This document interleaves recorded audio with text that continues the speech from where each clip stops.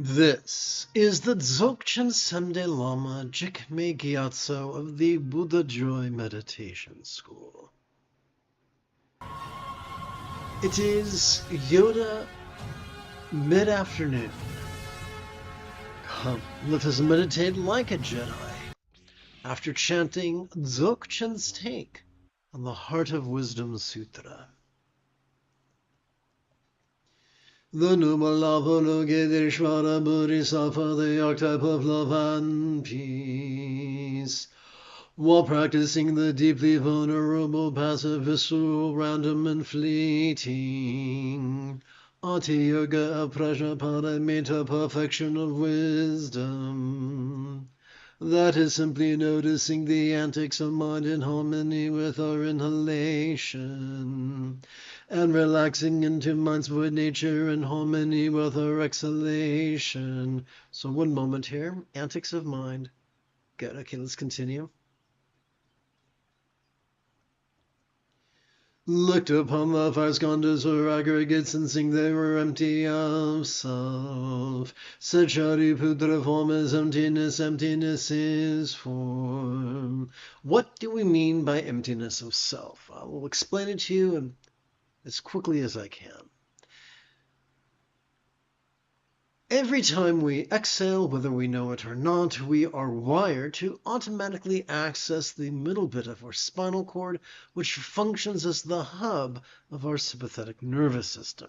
It has evolved to help us to notice, vulnerably, passively, viscerally, randomly, and fleetingly, all manner of perceptions, emotions, intentions, thoughts, memories, and imaginings. But what do we do with those things? Every time we exhale, we are wired to automatically access both the tippy top and the very bottom of that same spinal cord. Those two extremes, working as a team, function as the hub of our parasympathetic nervous system. It has evolved to help us to physically relax during our exhalation to such a degree that which we noticed during our previous inhalation could fleetingly feel a trifle less stressful, less permanent, less defining, and even as non-graspable as a vast empty void. A real-world example of a non-graspable vast empty void could be the illusion of the infinite azure sky on a bright and beautiful cloudless morn, which, although it could look tantalizing to the eye, is non-graspable to the hand.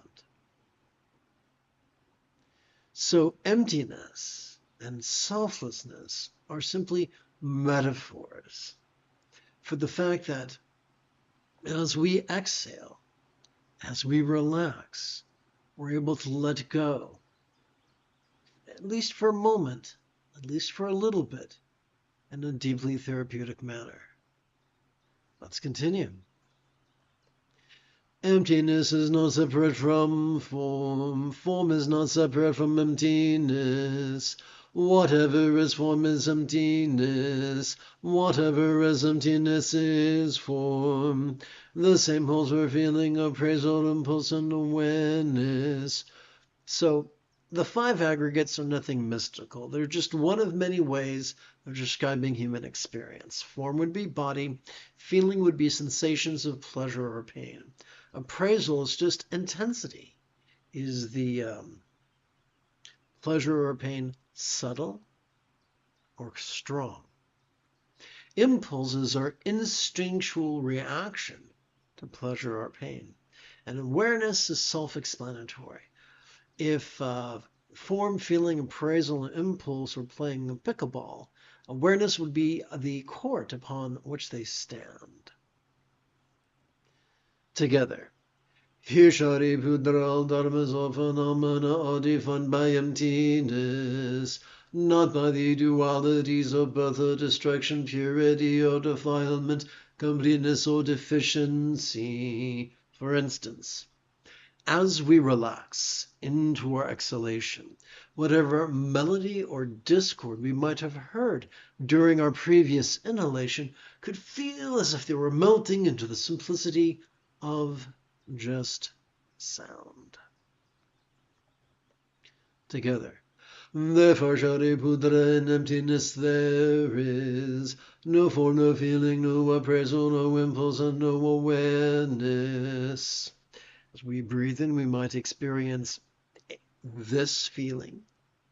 As we breathe out, we could experience no feeling. And then during the next inhalation, the cycle begins anew. And now we're going to explore the 3 circles of emptiness. No eye, no ear, no nose, no tongue, no body, and no mind. Those are the organs. Now we turn to the objects of perception. No shape, no sound, no scent, no flavor, no sensation, and no thought. And now experience. No element of perception from mind to conceptual consciousness. This is not something that needs to be understood. This is not something that needs to be believed. It is something that we have access to every time we passively cooperate with our autonomic nervous system that notices and relaxes in harmony with our respiration. I should put it this way, that notices and relaxes in harmony with our respiration. In other words, as we breathe in, we notice the antics of mind, and as we breathe out, we relax into mind's non-graspable nature. Together. No causal link from ignorance to old age and death, or end of causal link from ignorance to old age and death. Sturgeon's law reminds us that 90% of everything sucks. The 90% of things, beings, humans, including meditation teachers, are just too damn rigid, fearful, superstitious, controlling, elitist, cryptic, competitive, and cruel. These are the dim bulbs who try to coerce us to do what they think is right. They threaten us with punishments. They tantalize us with rewards. They call it karma. But when we look at the proto-Buddhism, it was a very simple path. And in the Buddha's Eightfold Path, there's no mention of karma. But 50% of the path pertains to loving kindness. So instead of falling into the duality of punishment and reward, we're simply flow from a place of love's deeply centered spontaneity. Together. No stress, no source, no relief, no path. No knowledge, no attainment, and no non-attainment. Therefore, Shariputra, without attainment, Bodhisattvas take refuge in Prajnaparamita, perfection of wisdom, and live without walls of the mind. When we make the mistake of concentrating actively concentrating and actively contemplating, we cannot help but exhaust the front of our brain and trigger the teeny tiny amygdala at the bottom of our brain, which is the seat of both anxiety and aggression. There is an antidote when we cooperate with the autonomic nervous system of our spinal cord by noticing the antics of mind as we breathe in and relaxing into mind's nature as we breathe out. That aggression and anxiety are no longer our North Star. The anxiety and aggression of our amygdala is calmed, and the empathy of the anterior cingulate gyrus is gently stimulated, along with the peace of our parasympathetic nervous system. So simply by noticing and relaxing in harmony with our breathing, We swap out rigidity for flexibility. We swap out being controlling for being laid back. Pretty cool, huh? Let's continue. Without walls of... Okay, one moment.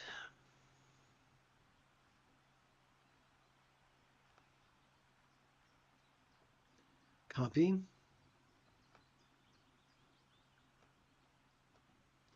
Paste. Let's hit bold. And let's hit O. Let's make sure this fits. Okay. Without the tyranny of walls of the mind, and thus without the tyranny of fears, we see through the tyranny of delusion and attain the mastery of awareness and letting go that is nirvana.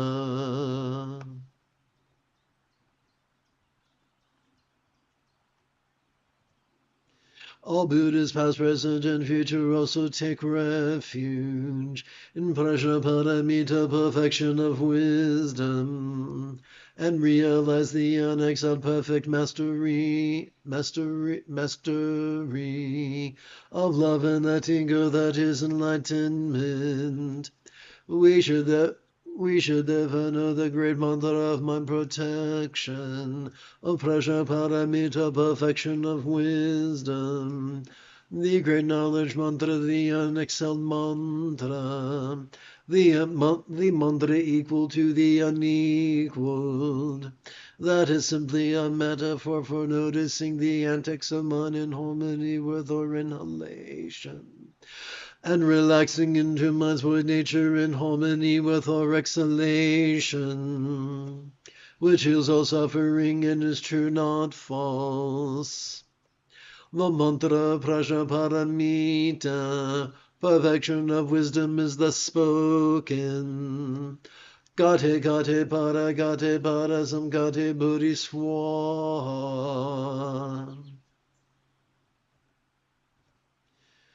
Gone perfectly and completely. Gone to liberation, may it be so. May all beings master releasing, perfectly releasing. Perfectly and completely releasing into freedom.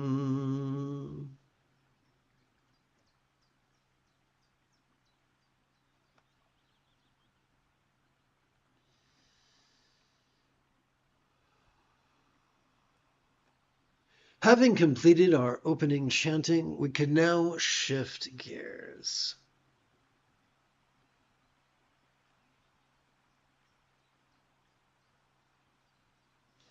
Let us sit as sustainably as we can.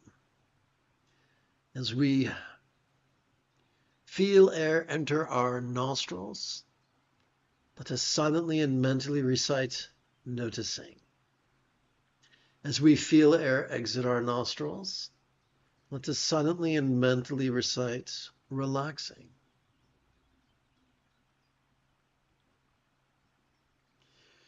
To gently invite our subtle energy to coalesce at our crown, let us, upon the tip of our left index finger, let us rest the lower knuckle of our right index finger, palms up, in our lap.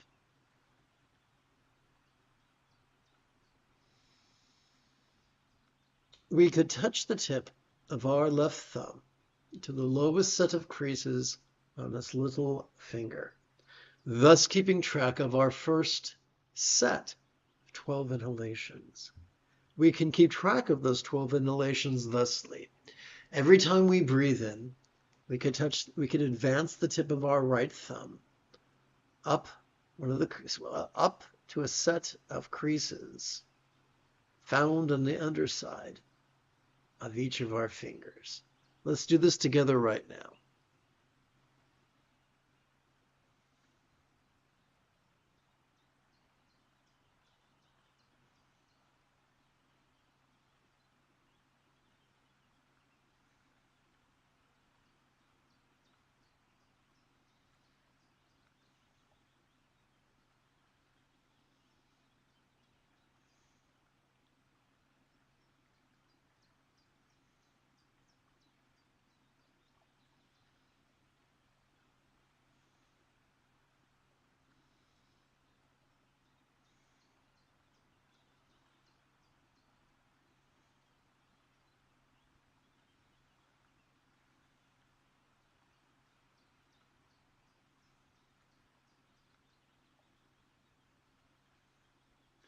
Clearly, I've run out of sets of creases upon which to rest the tip of my right thumb. That means my left thumb now advances to its next set of creases. And so now you get the basic idea of how we could count 12 sets of 12 inhalations each. 12 inhalations takes a little bit more than a minute. And 12 sets of 12 inhalations takes around 15 minutes.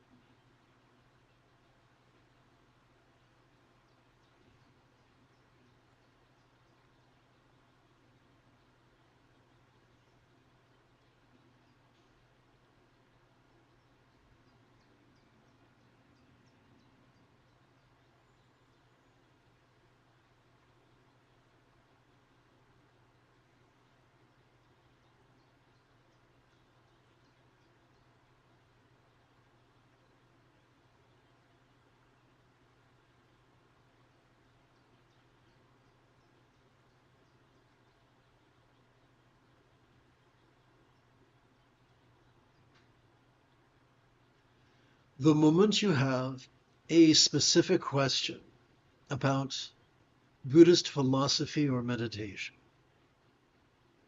do not hesitate to type your question in great detail in the chat window, for I tend to check for questions about every 6 minutes or so.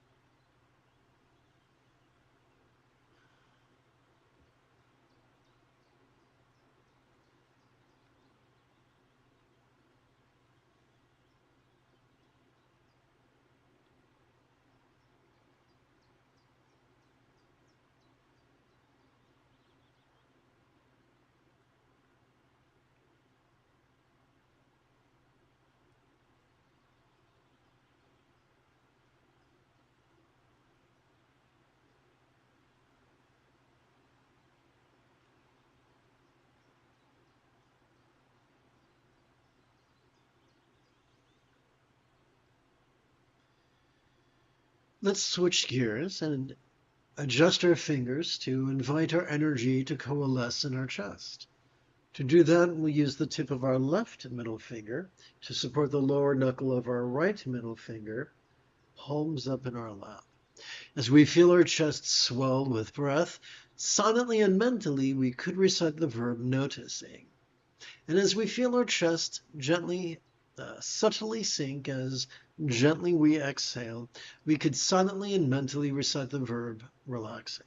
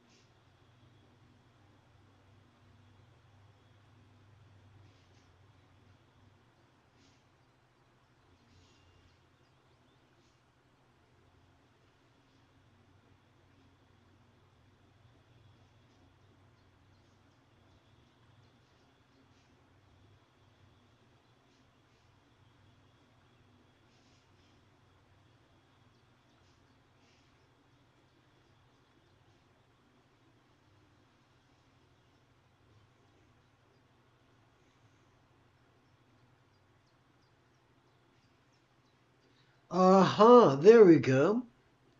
Well, Marvaye, thank you very much. Right back at you.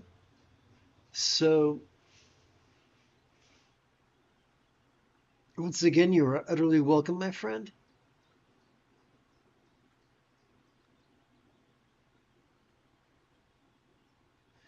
So here's a quick rule of thumb.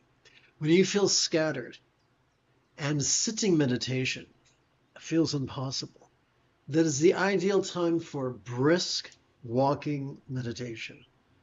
So just walk briskly around your block as you breathe in. Whoopsie, let's try this again.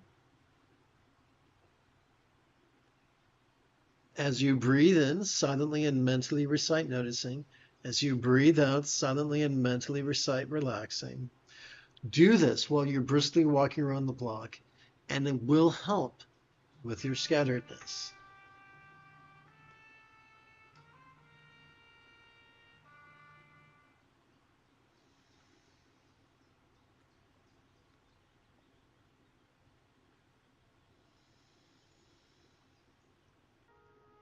You have taken your first step into a much larger world. If you feel that I have earned it, you could give this live stream a thumbs up. You could even help support this channel. For Meditate Like a Jedi is made possible thanks to the generosity of viewers just like you.